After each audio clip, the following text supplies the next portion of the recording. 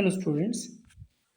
आज हमने जो चीज़ सीखनी है वो है निर्देशांक निर्देशांक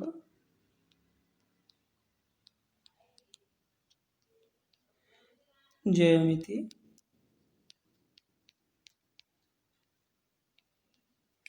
एक्चुअल में जिस यूनिवर्स में, जिस ब्रह्मांड में हम लोग रहते हैं, वहाँ किसी वस्तु की स्थिति को हम लोग मात्र दूरी से नहीं बता सकते हैं। मान लो यह मेरे पास एक कमरा है और इस कमरे में मेरे पास यहाँ कोई एक बच्चा बैठा हुआ है। हमें ये बताना है कि ये बच्चा कहाँ बैठा है और ये इसका दरवाज़ा है मान लेते हैं। तो यहाँ से आने वाले बंदे के लिए अगर मुझे ये बताना है कि वो बेटा कहाँ बैठा हुआ है, तो मुझे ये बताना पड़ेगा कि कि इस बिंदु से निर्देशांक क्या है। अगर मैं 0 लूँगा तो इसके देखना पड़ेगा, मान लेते हैं ये 7, और ऊंचाई में भी देखना पड़ेगा कि मान लेते हैं 5 है ये।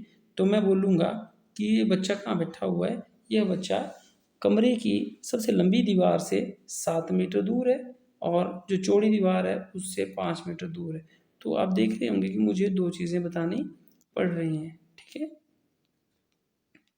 और 5, इनको इस तरीके से 7,5 के रूप में लिखा जाता है।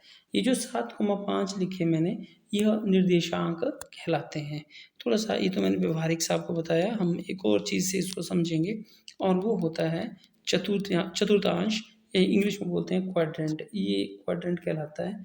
इसमें हमारे पास ये वाले जो अक्ष होता है इसको एक्स अक्ष कहते हैं और ये ऊपर वाला जो है इसको बोलते हैं वाई अक्ष, ठीक है। ये एक्स अक्ष, ये वाई अक्ष, ठीक है।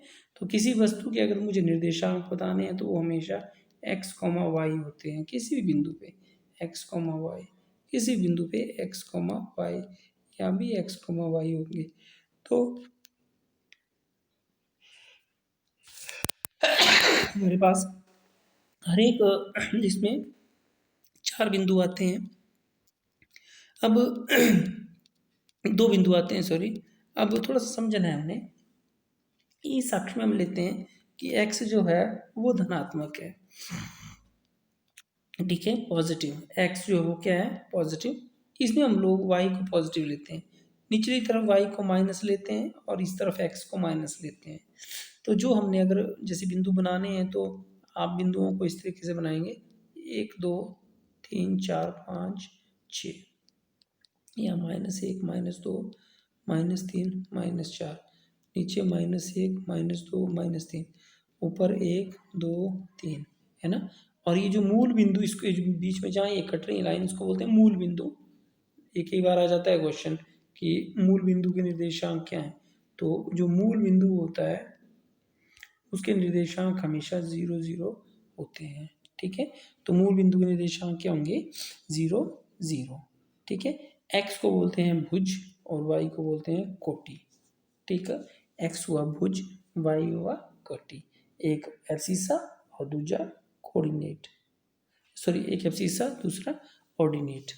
तो मूल बिंदु को सेंटर पॉइंट भी हम कहते हैं। थोड़ा सा मैं इसमें बिगर जैसा बना के आपको दिखाता हूँ कि ये है क्या। ये इस तरह से, ये y अक्ष, ये x अक्ष, यहाँ भी y परिणात्मक, यहाँ x परिणात्मक, मूल बिंदु 0,0। अगर ये 1 है, ये 2 है, ये 3 है, ये 4 है, ये 5 है, 1 2 3 4, -1 -2 -3 -4 -1 -2 -3 -4, ठीक है। तो ये हमारे पास एक चतुर्थांश होता है और ये आपके ग्राफ पेपर के बिल्कुल सेंटर में जाके बनेगा, ठीक है।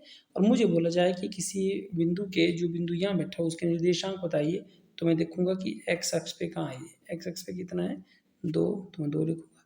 और फिर देखूंगा वाई पे कितना है, अब देखेंगे वाई पे -2, तो बोलूँगा इसके निर्देशांक है 2, -2, ठीक है। तो आज के लिए इस अभ्यास में मैं आपको चतुर्थांशों के बारे में ही करवाना चाहता हूँ, क्योंकि यही आपके पास जो है वो नेक्स्ट एक्सरसाइज है। निम्न बिंदुओं को एक वर्गांकित कागज पर अंकित कीजिए, जांच कीजिए कि क्या वे सभी एक सरल रेखा पर स्थित हैं या नहीं। तो आप ग्राफ पेपर लेंगे, जैसे ये आ गया ग्राफ पेपर।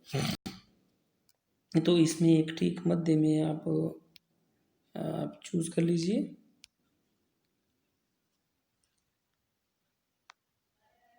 ठीक है, मूल बिंदु क्या बताया मैंने, 0 0, और फिर ले लीजिए 1 2 3 4 5, ये -1 चलेगा, है ना, ये ऊपर +1, इस तरह से ये आप बना लेंगे पूरा।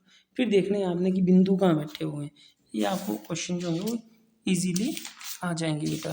जैसे ये देखिए पहला दिया है A4 0, तो A4 ये हुआ 4, और y का निर्देशांक कितने हैं, 0, वो तो 0 ही है।